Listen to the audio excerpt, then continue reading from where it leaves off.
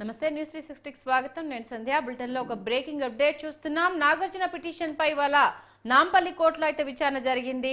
అయితే ఈ రోజు నాగార్జున విచారణకు హాజరు కాలేదు. రేపు కోర్టుకు హాజరు కాబోతున్నట్టుగా నాగార్జున తరపు లాయర్ చెప్పడం జరిగింది. ఆయన స్టేట్మెంట్ ని రేపు రికార్డ్ చేయబోతున్నారు. నాగార్జునతో పాటు సాక్షుల వాంగ్మూలాలు కూడా రేపే రికార్డ్ చేయబోతున్నట్టుగా స్పష్టంగా తెలుస్తుంది. రికార్డ్ చేయాలని కూడా నాగార్జున లాయర్ కోరడం జరిగింది. తదుపరి విచారణ రేపటికైతే వాయిదా వేయడం జరిగింది. ఇక నాగార్జున కుటుంబానికి సంబంధించి మినిస్టర్ కొండా సురేఖ చేసిన వ్యాఖ్యలు ఎంతటి దుమారాన్ని రేపాయనే విషయం అందరికీ తెలిసిందే. ఈ నేపథ్యంలో సినీ ఇండస్ట్రీ మొత్తం నాగార్జునకు మద్దతు పలకడము, దానికి సంబంధించి ట్వీట్ల వర్షం కురిపించడం మనం చూసాము.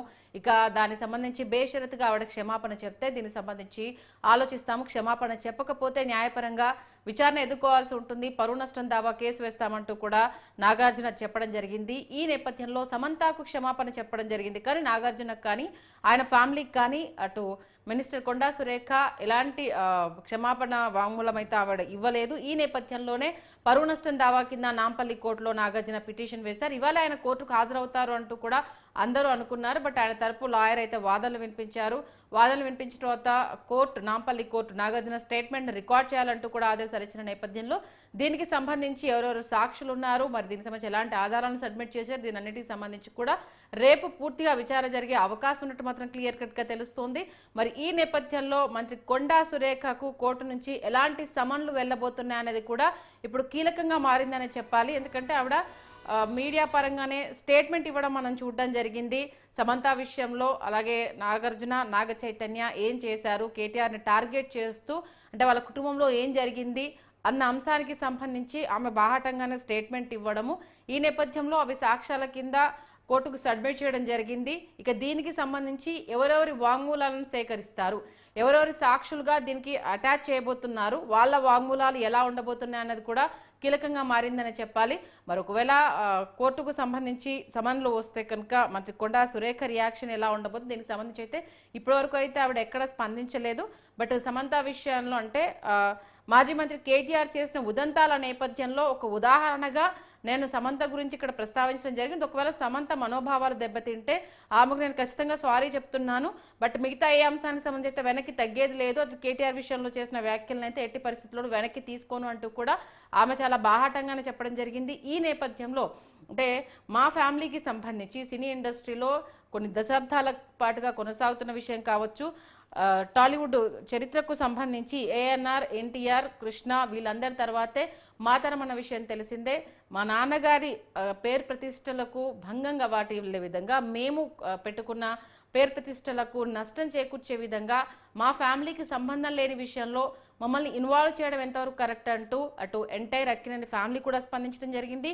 దీంతో పాటు సినీ ప్రముఖులందరూ కూడా ఈ అంశానికి సంబంధించి ఒక కుటుంబాన్ని సంబంధం లేని విషయానికి సంబంధించి ఒక పర్సనల్ విషయాన్ని కుటుంబాన్ని మొత్తం రోడ్డుకి లాగేసి ఇలా ఇష్టం వచ్చినట్టు వ్యాఖ్యలు చేయడం సమంజసం కాదు అంటూ కూడా సినిమా సెలబ్రిటీలు కూడా స్పందించిన నేపథ్యంలో దీనికి సంబంధించి నాగార్జున అయితే చాలా క్లియర్ కట్గా మంత్రి కొండా సురేఖ చేసిన వ్యాఖ్యలు వెనక్కి తీసుకొని సారీ చెప్తే ఇక్కడితో సమసిపోతుంది, లేదు అని అంటే న్యాయపరంగా ఎంత దూరమైనా వెళ్ళడానికి సిద్ధము అంటూ కూడా ఆయన స్టేట్మెంట్ ఇచ్చారు. ఈ నేపథ్యంలో ఇక కొండా సురేఖ తరపు నుండి అయితే ఎలాంటి సమాధానం రాలేదు. బట్ పిసిసి అధ్యక్షుడు మహేష్ కుమార్ గౌడ్ అయితే చాలా క్లియర్ కట్గా అంటే కుటుంబాన్ని ఉద్దేశించింది కాదు, ఒక వ్యక్తిని టార్గెట్ చేయాలని అంటే ఒక వ్యక్తికి సంబంధించిన వ్యక్తిత్వం ఎలాంటిదో చెప్పే నేపథ్యంలోనే ఆవిడ ఈ వ్యాఖ్యలు చేసింది. ఇంతకు మించి సాగదీయొద్దు అంటూ కూడా ఆయన ఒక వీడియోను కూడా మనకు రిలీజ్ చేయడం జరిగింది. బట్ ఇక్కడ మా కుటుంబ ప్రతిష్ట భంగం కలిగినప్పుడు ఖచ్చితంగా మాకు కదా సారీ చెప్పాల్సింది అంటూ కూడా ఆయన సోషల్ మీడియా వేదికగా స్పందించింది. బట్ ఇప్పటి వరకు నాగార్జున అయితే దీనికి సంబంధించి అయితే మీడియా ముందుకు రాలేదు.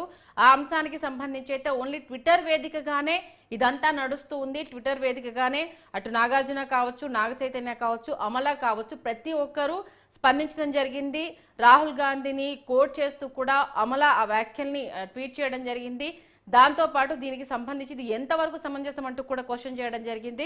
ఇక ఆమె దగ్గర నుంచి ఎలాంటి రెస్పాన్స్ రాకపోయేసరికి పరువు నష్టం దావా కింద ఆమె పైన నాంపల్లి కోర్టులో పిటిషన్ వేశారు. ఈ నేపథ్యంలో ఇవాళ విచారణ జరిగింది. ఇవాళే హీరో నాగార్జున హాజరవుతారంటూ కూడా ఉదయం నుంచి కూడా వార్తలు చక్కర్లు కొట్టాయి. బట్ నాగార్జున తరపు లాయర్ మాత్రమే హాజరవడం జరిగింది. దానికి సంబంధించిన పూర్తి డాక్యుమెంట్స్ సబ్మిట్ చేశారు. రేపు నాగార్జున స్టేట్మెంట్ని రికార్డ్ చేయబోతున్నారు. దీంతో పాటు సాక్షులుగా ఎవరెవరి పేరుని పెట్టారు ఏంటి అన్న విషయానికి సంబంధించి అయితే సాయంత్రం వరకు అయితే ఫుల్ క్లారిటీ వచ్చే అవకాశం ఉంది. మరి ఈ నేపథ్యంలో మంత్రి కొండా సురేఖకు కోర్టు ఎటువంటి సమన్లు జారీ చేసే అవకాశం ఉంది, మరి కొండా సురేఖ లీగల్గా ఈ అంశాన్ని ఎలా ఎదుర్కోబోతోంది, మరి న్యాయపరంగా ఎవరి వైపు చట్టం నిలబడే అవకాశం ఉంది అన్నది కూడా ఇప్పుడు కీలకం కాబోతోంది. మరి ఆవిడ చేసిన వ్యాఖ్యలకు సంబంధించి ఇప్పుడు కొండా సురేఖ కూడా ఆధారాలు సబ్మిట్ చేయాల్సి ఉంటుంది. కాబట్టి ఎందుకంటే ఇంటర్నల్ సమాచారం ద్వారానే నేను చాలా పర్టికులర్గా ఈ విషయాన్ని చెప్పానంటూ కూడా కొండా సురేఖ వ్యాఖ్యలు చేయడం జరిగింది. మరి ఆ ఇంటర్నల్ సమాచారం ఎవరిచ్చారు, మీ దగ్గర ఎలాంటి డాక్యుమెంట్స్ ఉన్నాయి, ఎలాంటి ఆడియో వీడియో ప్రూఫ్స్ ఉన్నాయి, మరి దీనికి సంబంధించి మీరు ఎవరిని కోట్ చేస్తున్నారు, మీ తరపున ఎవరు సాక్ష్యం ఇవ్వబోతున్నారు అన్నది కూడా ఇప్పుడు కీలకం కాబోతోంది.